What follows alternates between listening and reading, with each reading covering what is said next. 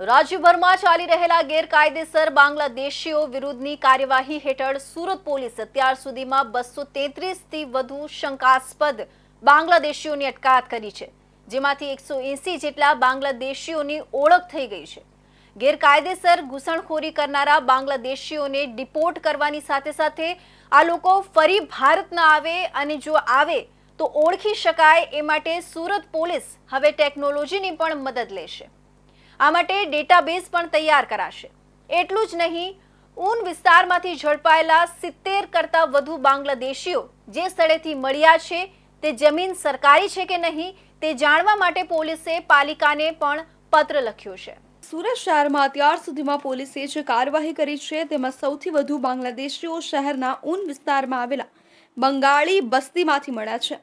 આ બસ્તીમાં ઇસ્માઇલનગર અને શાયરાનગરનો સમાવેશ થાય છે। લગભગ 70 જેટલા બાંગ્લાદેશીઓ આ જ વિસ્તારમાંથી ઝડપાતા હવે સુરત પોલીસ એક્શન મોડમાં આવી છે। આ બંગાળી બસ્તી ગેરકાયદેસર છે કે કાયદેસર તે જાણવા માટે સુરત મહાનગરપાલિકાને પત્ર લખવામાં આવ્યો છે।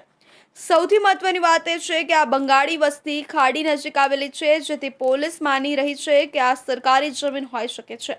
તેથી આ વસ્તી સરકારી જમીનમાં છે કે નહીં તે જાણવા માટે પાલિકા અધિકારીઓને પત્ર લખવામાં આવ્યો છે। બંગાળી બસ્તીમાંથી ઝડપાયેલા 40 જેટલા બાંગ્લાદેશીઓ પાસે એક પણ ડોક્યુમેન્ટ નથી।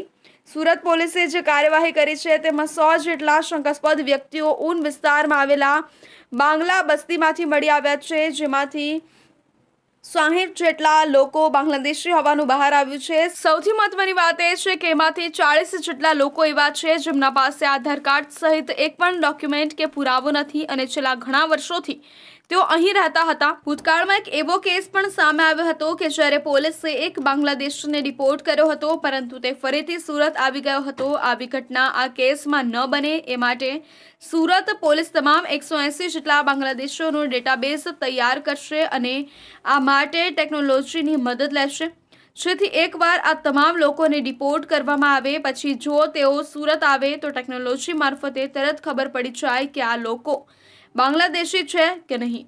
આ માટે આવી ટેકનોલોજી ઉપયોગમાં લેવાશે, જેમાં બાયોમેટ્રિક સુવિધા હશે। તમામનું ડેટાબેઝ બનાવવાની તૈયારી શરૂ કરી દેવામાં આવી છે। માત્ર ગેરકાયદેસર બાંગ્લાદેશીઓ પર જ નહીં, પરંતુ આ લોકોને બાંગ્લાદેશથી ભારતમાં મોકલનારા તમામ એજન્ટો પર પણ નજર રાખવામાં આવી રહી છે।